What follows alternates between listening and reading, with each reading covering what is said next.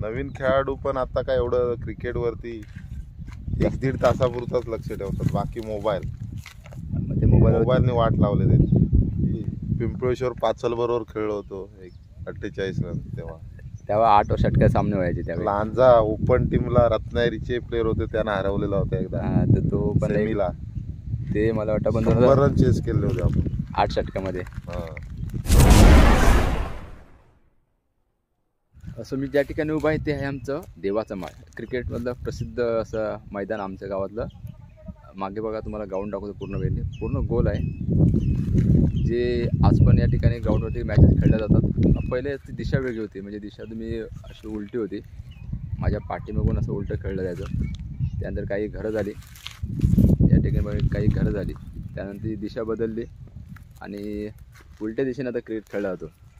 परंतु या मैदानाचा इतिहास आजही तसा जिवंत आहे. या मैदानात अनेक आम्ही क्रिकेटच्या आठवणी, आजही क्रिकेटची स्वप्न पडतात तेव्हा या मैदानातले पडतात. कारण या ठिकाणी मी बऱ्याचशा इनिंग चांगल्या खेळले आहेत, करिअर इथं आमचं घडलेलं आहे क्रिकेटमधलं.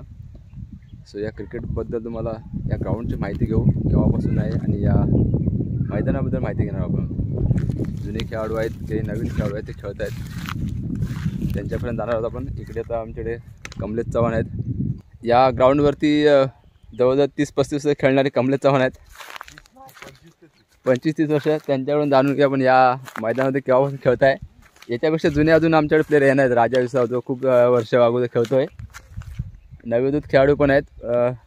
कमलेश चव्हाण या ग्राउंडवर किती वर्ष खेळतोय, म्हणजे मी बघतोय 99 पासून, म्हणजे जवळजवळ आता 25 वर्ष होऊन गेली या मैदानात क्रिकेट खेळतोय. 10वी पासून. 99ला मी 9वी-10वीला होतो.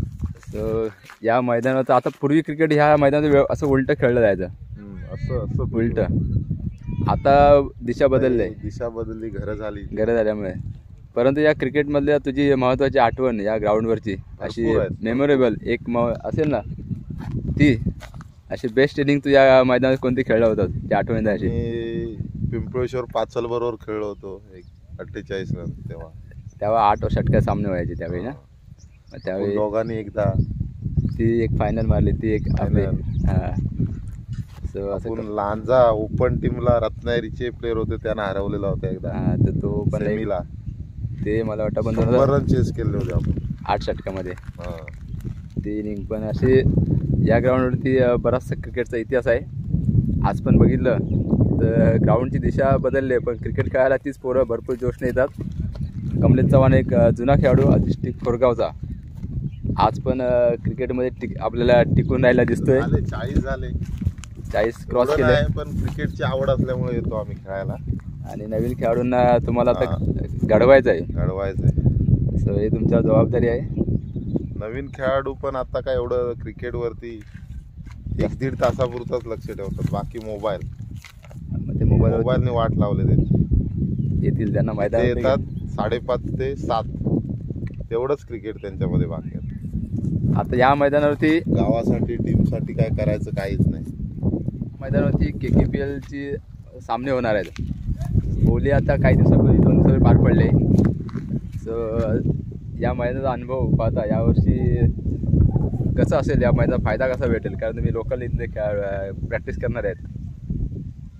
मैदानावरती 2 सत्रामध्ये क्रिकेट यामध्ये चालतं. एक दुपारी, एक 2च्या नंतर क्रिकेट पूर्णपणे सकाळपेक्षा दुपारनंतर चेंज होतं. इथे हवा लेग साईडला असते, त्यामुळं रायटीला फायदा होणार आहे. रायटीला फायदा, आणि दुपारपर्यंत ओपन, म्हणजे कुठेही खेळू शकतो आपण. त्यामुळे तशी स्ट्रॅटेजी आपल्याला आखावी लागेल. सामन्यामध्ये तुम्ही आता प्लेअर पण तसे प्लॅनिंग करून घेतलेले आहेत. अधिष्ठी खोरगाव पॅकर्स ही जरा थोडी कारण यावर्षी खेळाडू तुम्ही आहेत त्यामुळे, आणि टीम पण आपण चॉईस चांगली केली. बघू आपण कसा परफॉर्मन्स होतो तो. आता आपण थोडंसं अजून नवीन खेळाडू आहे त्यांच्याकडे जाऊ. ओके. सो देवाचा माळ या ग्राउंडवरती आपण, हे कोकणातलं असे मैदान आहेत, मळ्यांचं मैदान, जे आपल्याला कुठे पाहायला मिळत नाही. आणि जे या मळ्यांच्या मैदानामध्ये खेळलेत त्यांनी नक्की कमेंट करा की तुमचं ग्राउंड कसं आहे ते.